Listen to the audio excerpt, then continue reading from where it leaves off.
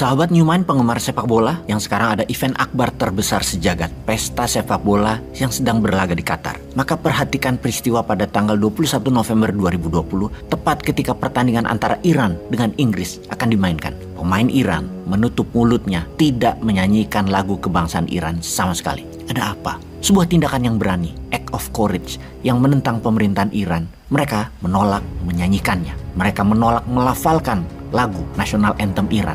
Dengan bergandengan tangan shoulder to shoulder bersebelas, mereka membisu. Mereka protes tanpa mengeluarkan suara di panggung olahraga terbesar di dunia. 4 hari kemudian, tanggal 25 November, Iran berhadapan dengan Wales. Namun kali ini mereka menyanyikan lagu kebangsaannya. Beberapa dengan mata tertutup. Ada yang hanya bergumam, dan supporter mereka di stadion banyak yang menitikkan air mata. Performa mereka menyanyikan lagu kebangsaan tersebut setengah hati. Dan apa yang terjadi sesungguhnya? Bagaimana dari langkah membisu di tanggal 21 November melawan Inggris, kemudian mereka mulai menyanyi di laga melawan Wales 4 hari kemudian. Apa yang terjadi dalam 4 hari tersebut?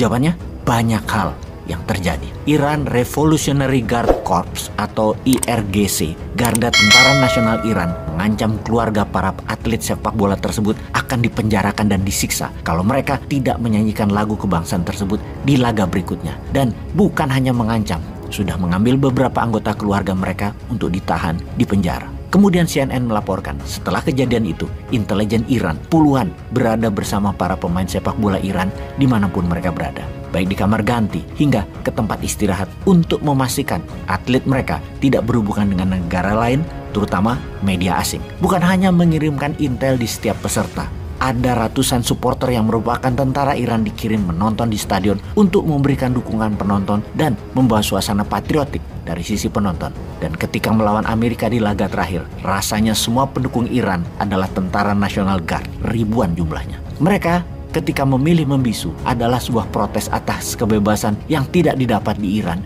di mana dalam 2 bulan ini Iran dilanda protes massa yang tumpah ke jalan menolak pembatasan-pembatasan oleh pemerintahan Iran yang teokrasi atau negara berbasis agama yang kolot tersebut.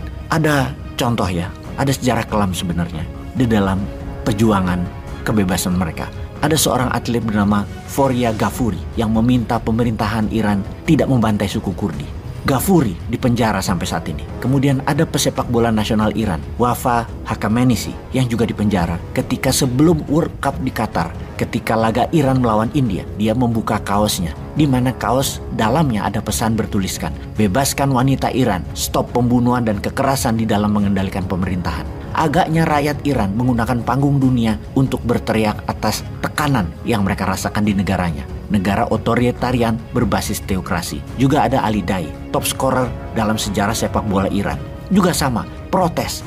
Dia tidak ikut FIFA World Cup karena mendukung para protester di tanah air Iran. Olahraga digunakan sebagai gerakan perubahan politik oleh rakyat Iran, karena insan olahraga di Iran adalah duta dunia. Namun Iran punya sejarah kelam atas tindakan mereka terhadap para pejuang kebebasan yang juga merupakan atlet olahraga negaranya, yaitu Iran. Pemerintah teokrasi Iran menghormati pegulat Iran, Navid Askari, karena memprotes pemerintah. Juga Kapten volleyball wanita Iran, Fauruzan Abidi, dihukum gantung dengan tuduhan mendukung partai oposisi anti pemerintah. Kemudian ada juga Masjid Razaki, pemain sepak bola nasional Iran yang menyebarkan koran oposisi, juga dihukum mati oleh pemerintah Iran. Kemudian ada Majid Jamali Fasi, seorang kickboxer profesional, dihukum gantung oleh rezim. Kita jelaskan bahwa di Iran, seluruh aspek kehidupan dikendalikan 100% oleh pemerintahan teokrasi, seperti gedung bioskop, film, cara berpakaian, menikah, pelajaran sekolah, membangun rumah, apapun itu harus sesuai dengan aturan baku ajaran teokrasi Iran.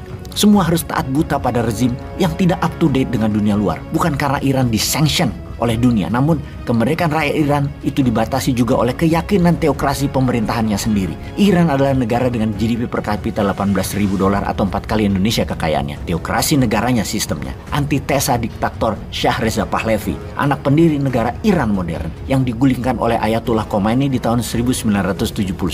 Sejak saat itu Iran adalah negara otoriter berbasis teokrasi, dan sejak 2 bulan ini gerakan anti teokrasi menjalar di mana-mana di Iran. Agaknya pembatasan terlalu ketat membuat manusia Iran muak dengan ajaran keras mereka sendiri. Kejahatan rezim sudah memuncak, namun dunia tidak bisa apa-apa sejauh ini. Inilah pentingnya untuk Indonesia mengambil posisi untuk memahami peta daerah Persia tersebut dan mulai berkontribusi. Apa kontribusinya? Gabung Saudi, gabung di BRICS bersama Brazil, Rusia, India, China, dan South Africa.